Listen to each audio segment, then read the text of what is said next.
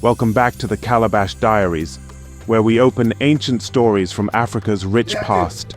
Today, we visit a powerful kingdom that was famous for its bronze, wisdom, and mighty kings, the Kingdom of Benin. We'll explore how the Benin Kingdom began their brilliant art and bronze sculptures, the smart city planning of Benin City, the great kings called Obas, what happened when Europeans arrived, and how Benin's treasures ended up in museums far away. Get ready, young historian. Let's journey to a kingdom hidden in the forest of West Africa. The Kingdom of Benin, one of Africa's most sophisticated and artistically rich civilizations, began over 900 years ago in what is now southern Nigeria, in a dense rainforest region where rivers snaked through the land like veins. This area was home to the Edo people, whose language, traditions, and deep connection with the land laid the foundation for what would become one of Africa's great empires. The Edo were originally organized in small, self-governing communities. They were farmers, cultivating yam, plantain, and cassava in the fertile earth, and hunters, using intricate traps and spiritual rites to commune with the forest spirits before every expedition. Their lives were deeply intertwined with the cycles of nature, and they held sacred the Osun and Ovia rivers, which were believed to be inhabited by powerful deities. A monumental change occurred when a legendary figure arrived from the neighboring Yoruba city of Ife, a city already revered as the spiritual heartland of the Yoruba people. This man was Prince Iwika, son of Oduduwa, the mythical progenitor of the Yoruba people, and believed by many to be a demigod who descended from the heavens. Edo oral tradition says that the Edo people, frustrated with the tyranny of their previous rulers, had sent for a just and wise leader from Ife. They received Iweka, a prince of royal and divine descent. Iweka was crowned as the first Oba of Benin, marking the beginning of the Obaship, a sacred monarchy that would last for centuries.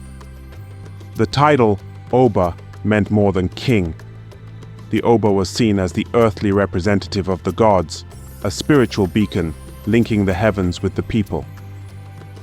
This belief gave the Obas incredible authority and divine status. It was said that an Oba did not sneeze in public, for even a sneeze was interpreted as a message from the spirit world.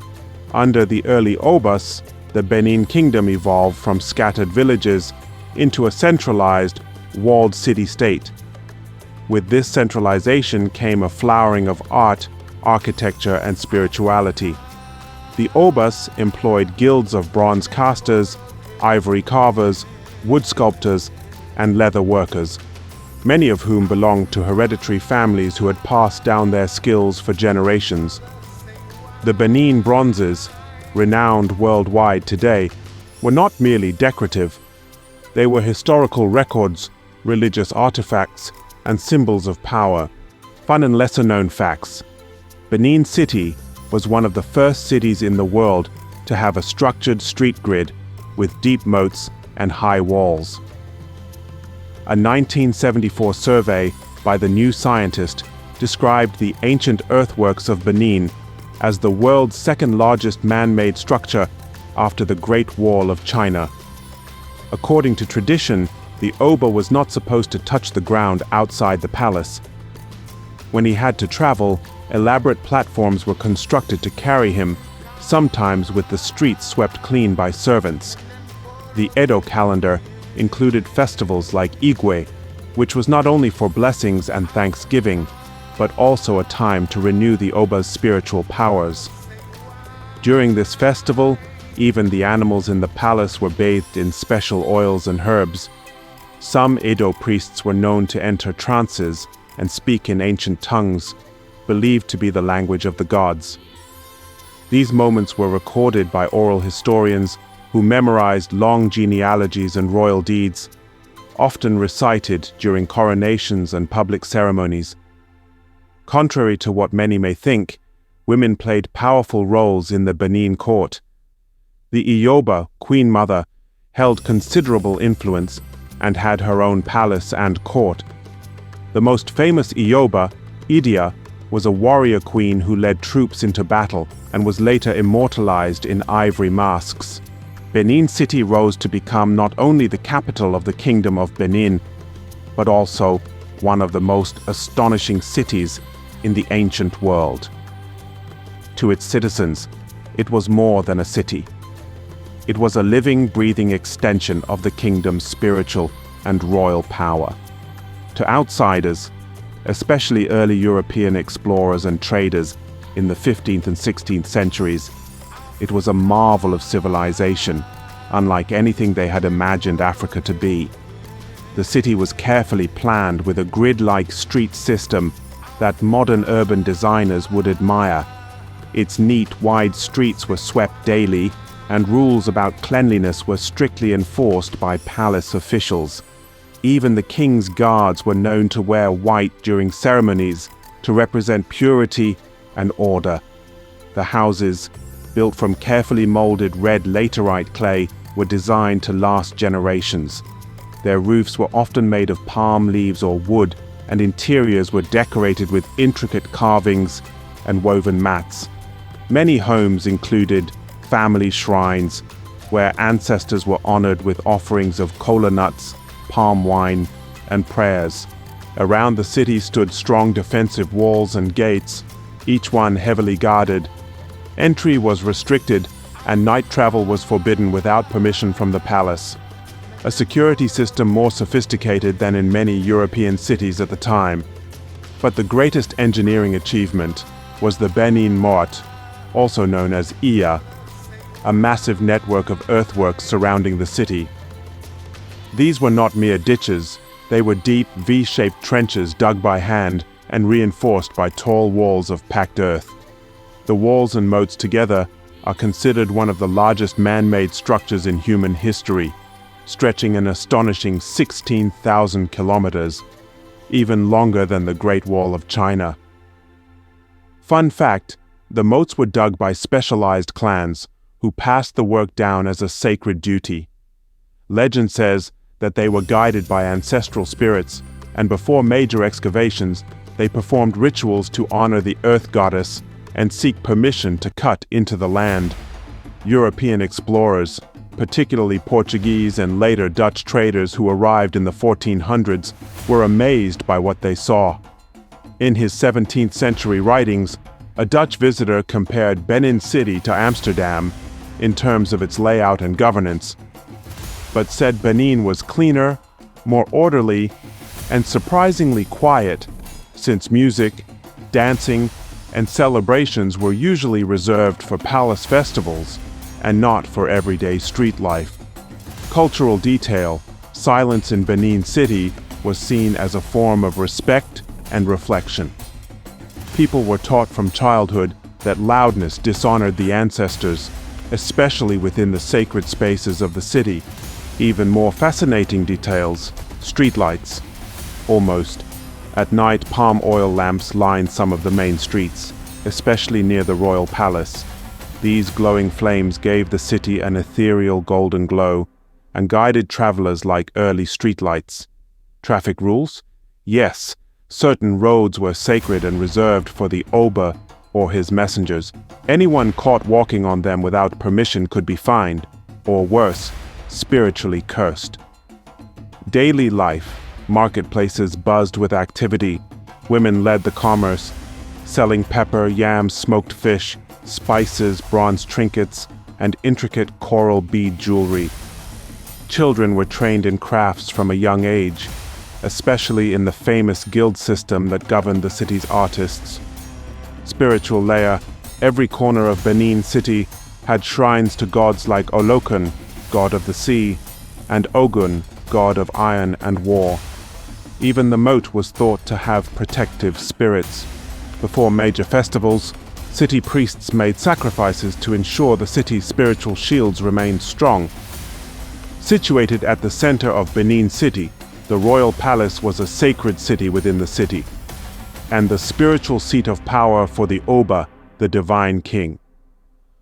Surrounded by high walls and guarded gates, it was massive, with multiple courtyards, halls, shrines, and living quarters for nobles, artists, spiritual advisors, and even royal leopards. The palace wasn't just a residence, it was a temple, court, government, and archive rolled into one.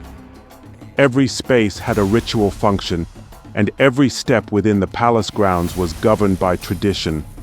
Fun fact, the palace was built using red earth clay and ancient timber, and decorated with bronze plaques, ivory carvings, and coral beads.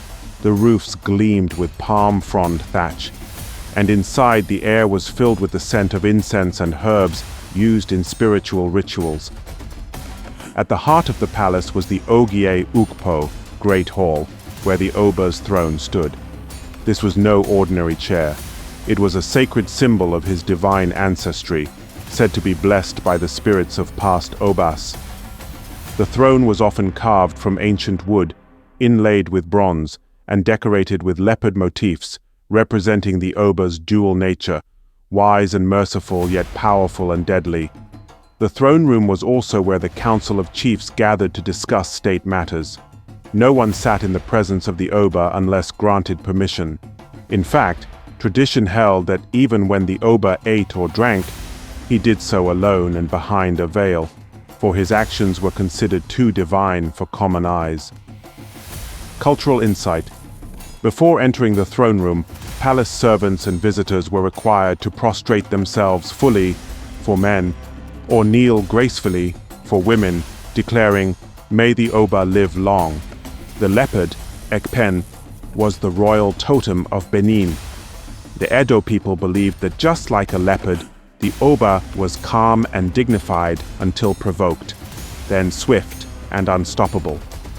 The palace kept real leopards, often chained near the gates or courtyards, not only as symbols of power but as living spiritual guardians. They were fed and cleansed ritually, and when one died, it was mourned like a noble warrior. The leopard was also immortalized in the famous Benin bronze plaques, often shown with its jaws open and muscles tensed, guarding the Oba. Fun fact, only the Oba could wear leopard skin, and warriors decorated their armor and helmets with leopard teeth or claws, believing it gave them the courage and strength of the animal. One of the lesser-known but most fascinating aspects of the Benin Palace was the presence of the Ivy, powerful female guards, often mistaken by outsiders for mere palace attendants. The name Ivy means coral, symbolizing both beauty and sacred power. These women were hand-picked from noble Edo families, trained in martial arts, knife-throwing, spear-wielding, and spiritual defense. They were fiercely loyal and served not only as bodyguards, but also as spiritual protectors of the Oba, often standing watch during rituals, festivals, and private palace ceremonies. They wore red wrappers, coral bead necklaces, and sometimes carried small bells or amulets tied around their wrists to ward off evil. It was said that an Ivy warrior could sense danger from the world of spirits before it reached the Oba. Legend says, one famous Ivy warrior, Eroha, once stopped a traitorous chief from poisoning the Oba's ceremonial kola nut by interpreting a sudden shiver in her left shoulder, a sign from her ancestor spirit. All throughout the palace were shrines to past Obas, gods like Olokun, god of wealth and the sea, and Ogun, god of iron and war, and family ancestors. The palace had diviners, priests, herbalists, and storytellers who preserved the oral history of the kingdom. Every morning began with ritual blessings and libations, where servants would sprinkle palm wine on sacred stones and offer kola nuts while singing praises to the ancestors. Though the original palace was looted and partially destroyed by the British in 1897, its spirit lives on. The current Oba of Benin, Ewuare II, rules from a rebuilt palace and continues many of the sacred rituals, councils, and traditions. He is regarded not just as a monarch, but as a living embodiment of Benin's ancestors. In the Kingdom of Benin, the Oba was not just a ruler, he was the sacred heart of the nation. To the Edo people, he was more than human. He was believed to be chosen by the gods, guided by the ancestors, and responsible for keeping balance between the spiritual and earthly worlds. As king, the Oba governed the kingdom, made alliances, resolved disputes, and received tribute from nobles and chiefs. But his role didn't stop at politics. As a priest, he performed important religious rituals to honor the gods and ancestors, especially during festivals like Igwe. As a judge, he held court in the palace to settle disputes and punish lawbreakers. As head of the army, he commanded elite warriors and made decisions about defense and war. His words were considered sacred, and people said, "The Oba does not lie." Speaking against the Oba was not only treason, it was a spiritual offense, believed to invite misfortune from the ancestors. The Oba lived in a majestic palace in the heart of Benin City.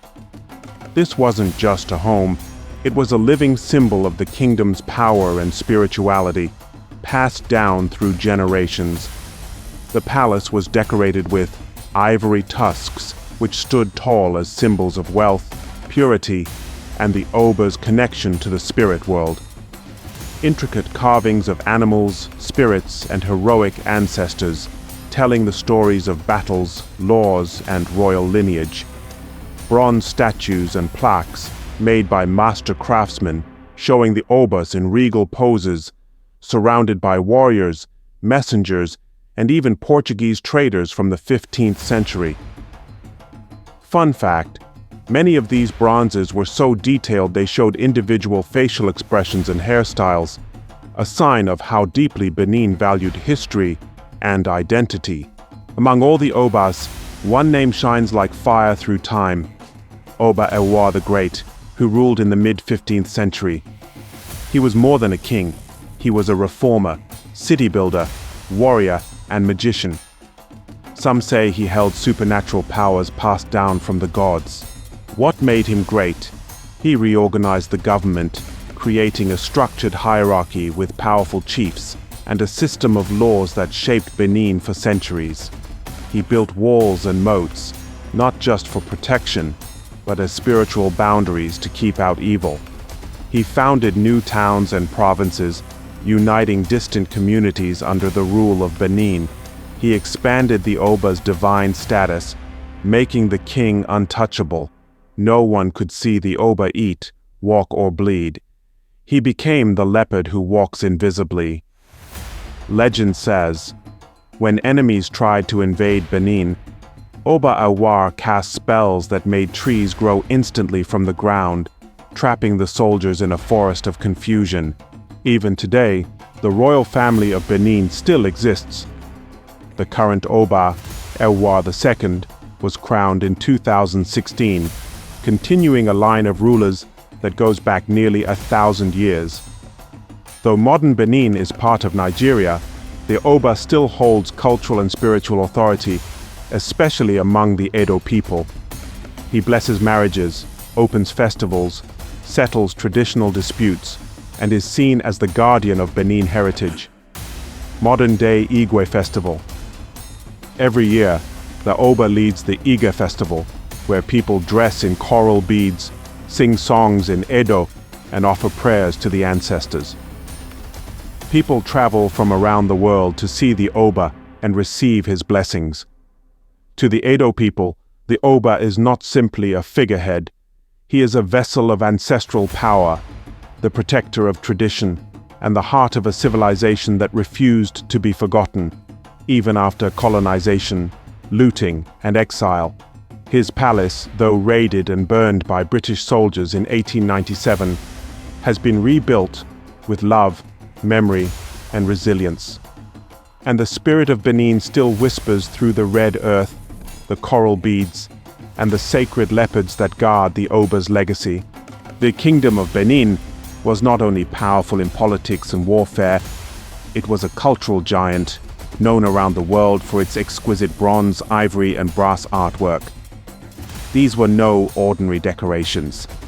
To the Edo people, art was a spiritual language, a way to honor ancestors, record history, and reflect the divine order of the kingdom. For over 500 years, master artists in Benin created astonishing works that captured the stories, beliefs, and glories of their civilization. Today, museums in London, Berlin, and New York still showcase these treasures, though many were stolen, not gifted. All the great artworks of Benin were made by a royal guild of artists known as the Oba Ovonramwen, who lived on Igun Street, a sacred road near the palace that still exists today in Benin City. These artists were chosen by birth, and their craft was passed down from father to son like a spiritual inheritance. They worked only for the Oba and were not allowed to make art for common people. Each bronze piece was more than art. It was a sacred duty, a form of visual storytelling that kept the memory of the kingdom alive. Fun fact: before starting a new artwork, the guild artists would offer kola nuts and palm wine to the ancestors of Igun, asking for guidance and protection during the creative process. Benin artists made objects that were both beautiful and meaningful, including royal heads, cast in bronze or brass. These heads represented kings, Obas, queens, and warriors. They were not portraits but spiritual vessels, often placed on ancestral altars during prayers. Story plaques. These were rectangular panels, each telling a slice of royal history. Great battles, palace rituals, visits from foreign traders or festivals. They were nailed to the walls of the palace like picture books made of metal. Ivory carvings. Delicately carved tusks told myths, listed ancestors, or showed processions of musicians and nobles. Some were used during court rituals or worn by chiefs as symbols of power. Warrior statues and spirit animals, leopards, crocodiles, birds, and even snakes were carved or cast to represent power, wisdom, and protection. Many were placed at palace gates or on ancestral altars. Benin bronzes were created using a technique called lost wax casting, a method that was incredibly advanced for its time. Here's how it worked. The artist sculpted a detailed model of the object in beeswax. He covered the wax with layers of fine clay, forming a mold. The mold was fired in a kiln, which melted the wax and left a hollow space inside. Molten bronze or brass was then poured into the hollow mold. Once cooled, the clay was broken off, revealing a perfect metal replica of the original wax design, often with every tiny bead, wrinkle, or scar intact. Fun fact: because the clay mold was destroyed in the process, each bronze piece was one of a kind. No duplicates existed. Every single plaque or head was born once and never again. Benin bronzes are history books made of metal. They show us Obas seated on thrones, surrounded by nobles, queens, mothers, Yoba, wearing tall coral crowns, fierce warriors with spears and leopard skin shields, Portuguese traders bringing gifts or guns, sacred rituals with masks, music, and dancers. These were more than decorations. They were tools of memory, helping the Oba and his people remember who they were, who came before, and what made their kingdom sacred. Cultural note: in Edo belief, to forget your ancestors is to invite misfortune. So these artworks were spiritual insurance, keeping the connection between the living and the dead alive forever. In 1897, during the British punitive expedition, the royal palace of Benin was invaded and looted. Thousands of bronzes and carvings were taken and sold to European collectors. These are now displayed in famous museums like the British Museum and the Linden Museum in Germany. But today, a growing movement is working to return these sacred treasures to Nigeria. In 2021, some artifacts were officially returned to Benin City, where they are now held at the Edo Museum of West African Art, a museum built not just to display art, but to heal history. Some of the stolen bronzes were so well preserved that when Edo elders saw them over 100 years later, they wept. Not because of their age, but because the ancestral energy still lived in the metal. The bronze art of Benin is more than a record of the past.